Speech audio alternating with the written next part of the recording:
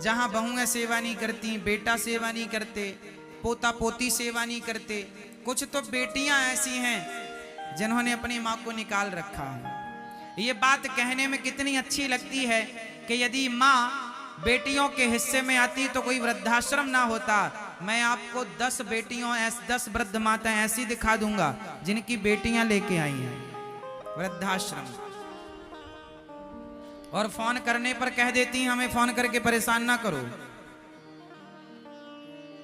समय बदल गया मेरी माँ, कलयुग का प्रभाव केवल बेटों पर पड़ रहा है ऐसा नहीं है, सब पर पड़ रहा है।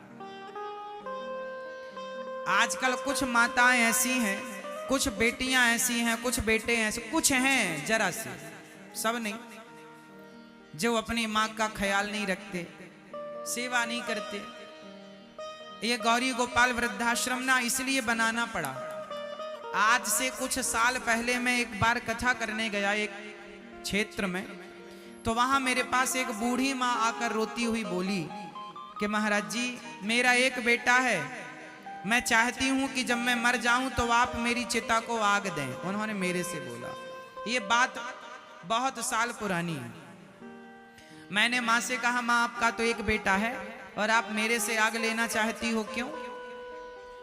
तब माँ ने रोते हुए कहा महाराज जिस बेटे ने जीते जी मुझे पानी नहीं दिया, जिसने जीते जी मुझे भरपेट भोजन ना दिया, ऐसे बेटे से मैं आग लेकर क्या करूंगा?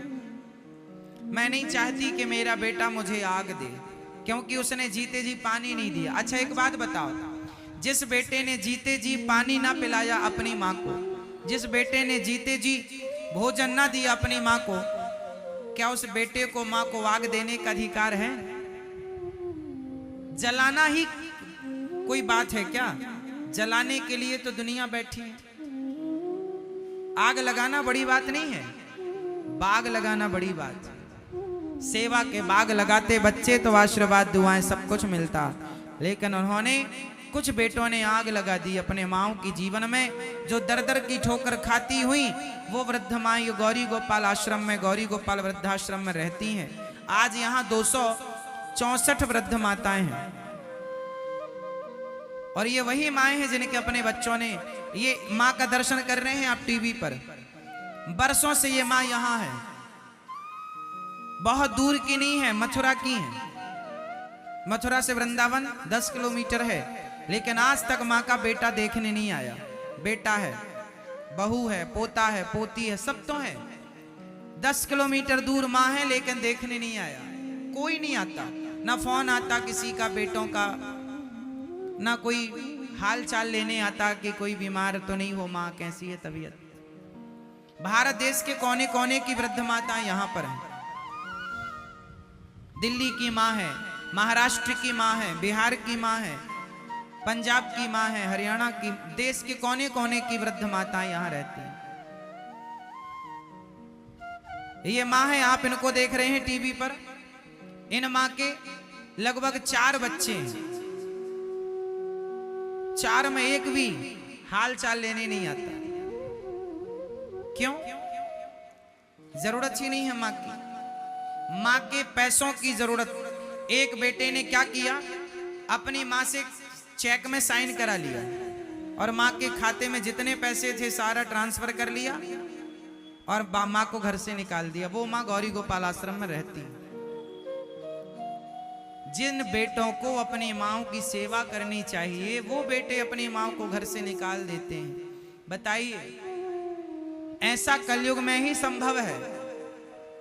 सतयुग त्रेता द्वापर में तो रावण जैसे लोग अपनी माँ को घर से नहीं निकाला करते थे। रावण जैसे लोग अपनी माँ की सेवा करते थे। रावण भले इतना दुष्ट था, लेकिन वो अपनी माँ की सेवा करने जाता था। और आज बेटे अपनी माँ को, कुछ बेटे निकाल देते हैं। आप लोगों से प्रार्थना है, आप लोग अपनी बूढ़ी माँ का ख्याल इसलिए रखना क्योंकि आप उनके ख्याल रखोगे तो कल आप बूढ़े होंगे तो आपका भी कोई ख्याल रखेगा। आप नहीं रखेंगे अपने से बूढ़ों का तो आपका कौन रखेगा?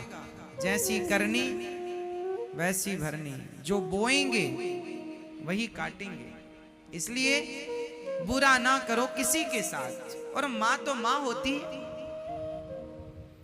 हमें तो माँ की सेवा करना अच्छा लगता है।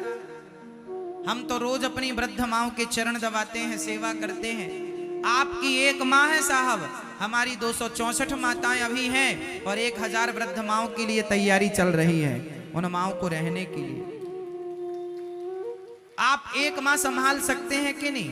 कोई कठिन है? यदि हम 264 माताओं की सेवा कर सकते हैं तो आप अपनी एक माँ। और तो सब ठीक है। आज समाज में एक और नई समस्या ये है कि किसी माँ के बेटा नहीं होता ना, और माना कि 2 बेटियां हैं या 1 बेटी है, तो अब बताओ जब माँ का बेटा नहीं है तो बेटियां ही तो बेटा बनकर माँ की सेवा करेंगी, हाँ या ना? नींद आए तो बताना, कौन सेवा करेगा?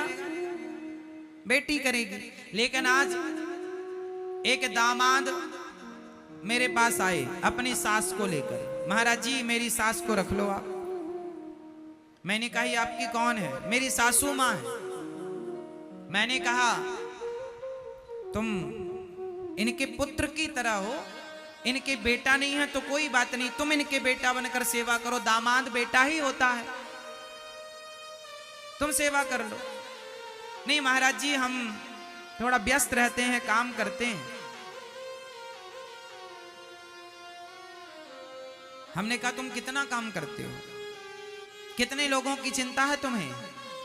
बोले 4 लोगों की चिंता महाराज जी, हमारी पत्नी है, हमारे बच्चे हैं और हमारी माँ है। हमने कहा तुम्हारी भी तो माँ है, उसे रखा है, तो सासू माँ तुम्हें बोझ लग रही है? तुम्हारी पत्नी की ही माँ है वो। बोला हमारे बेटा है, पत्नी है, परिवार में 4-6 लोग गिनाए उसने। मैंने कहा 6 लोग होते हैं, 6 लोग हैं और तुझे एक सासू माँ बोझ लग रही है। हमारे यहाँ तो परिवार में हमारी 264 माताएं हैं और तू लेके आया है 265वीं माता, तो हमें बोझ नहीं लग रही है, हम उनकी सेवा कर लेंगे, पर तुम्हें एक माँ बोझ लग रही है। मतलब आज का इंसान जानते हैं अपनी हर जिम्मेदारी से भागना चाहता है, कुछ ना करना पड़े, बस सेवा ना करना पड़े। कौन करेगा बताओ? कल तुम बूढ़े हो जाओगे, तुम्हारी औलाद तुम्हें घर से निकाल देगी फिर। इसलिए बड़ों का आदर करना सीखिए, बड़ों का सम्मान करना सीखिए।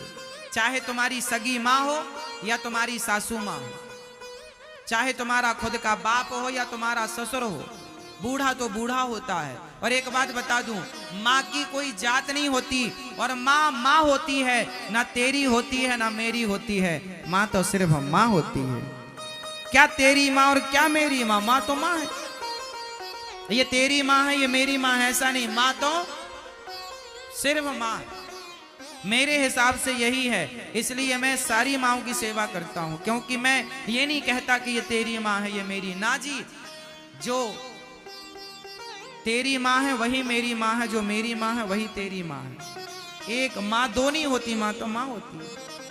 सेवा करो साहब, मर जाएंगे। जो कमा रहे हो वो संग नहीं जाएगा, सेवा का किया पुण्य सेवा का फल साथ जाता है।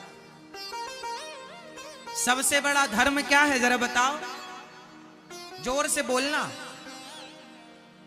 परहित, गोस्वामी जी लिख रहे हैं, परहित सरिस धर्म नहीं भाई, पर पीड़ा सम नहीं अधमाई। इस धरती में सबसे बड़ा धर्म है तो परोपकार, परहित, लोगों की सेवा सबसे बड़ा धर्म है। इसलिए दास अनिरुद्ध ने एक ही संकल्प, एक ही नारा, सेवा ही है धर्म हमारा। हमारा धर्म तो सिर्फ सेवा।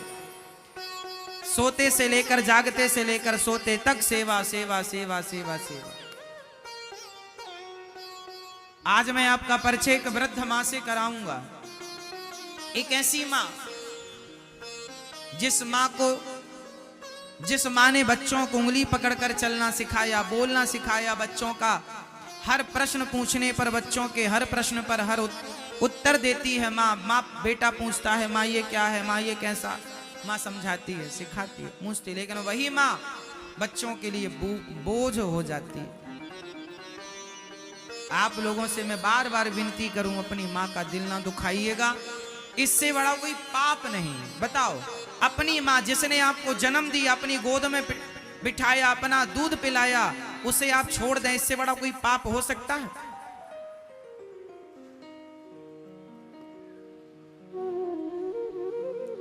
ये माँ बैठी है आपके सामने,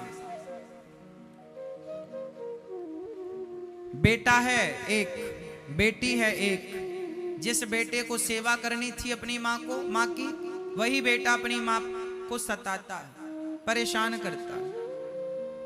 मैया कहां से आई हो मेरी माँ? कौसम्बी जिला इलाहाबाद। कितने बच्चे हैं आपके? एक लड़का एक लड़की। तो आपका बेटा एक है? हाँ। तो बेटा एक है, फिर आपको यहाँ क्यों आना पड़ा? बेटा आदमी शराबी रहे हैं, लड़का शराबी निकल गया। सारी जड़ जमीन बेच लिहन, घर दुआर बेच लिहन, सारी जेवर जाठी सब बेच तो बेटा सेवा नहीं करता आपकी? वो बेटा सेवा का करी, इतना पिकट पी के डील हो जाता है, मेहरारो छोड़ के चली गया। और हमहू चले आइन, का करी, न कमात है न धमात है। तो बेटा आपकी सेवा नहीं करता? तो बेटा आपको परेशान तो नहीं करता कि परेशान करता था? अरे शान करत है, बहु लड़ाई झगड़ा करत है, जौने नहीं चीज पटकत फोरत है, गाली गुप्ता करत है। आपको गाली देता है बेटा? हाँ। तो फिर बेटी तो है आपकी, तो बेटी के पास बेटी सेवा नहीं करती? अब बेटी परिवार में है, वो परबस ही ना। बेटा एक है, शराब पीता है, सेवा नहीं करता।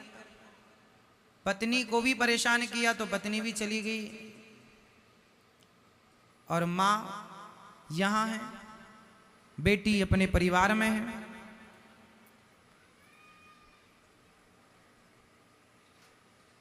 यहां से हम लोगों ने माँ के बेटे से बात की कि आपकी माँ यहाँ आई है। जब यहाँ कोई वृद्ध माँ आती है ना, तो पहले उनके बेटों से बात की जाती है। बेटों से बात की जाती है कि आपकी माँ यहाँ आई हैं, आप अपनी माँ को ले जाओ। क्या हुआ, क्या दिक्कत थी? हम लोग यहाँ से पूछते हैं, पूरी कंफर्मेशन करते हैं, घर में क्या दिक्कत है, घर में कौन कौन है। तो बेटे से बात हुई तो बेटे ने कह दिया, साफ इनकार कर दिया कि हम अपनी माँ को नहीं रखना चाहते, जहां मन करे माँ का वहां जाए। ऐसा बेटे ने फोन पर यहाँ से जब हम लोगों ने बात की तो जवाब दिया।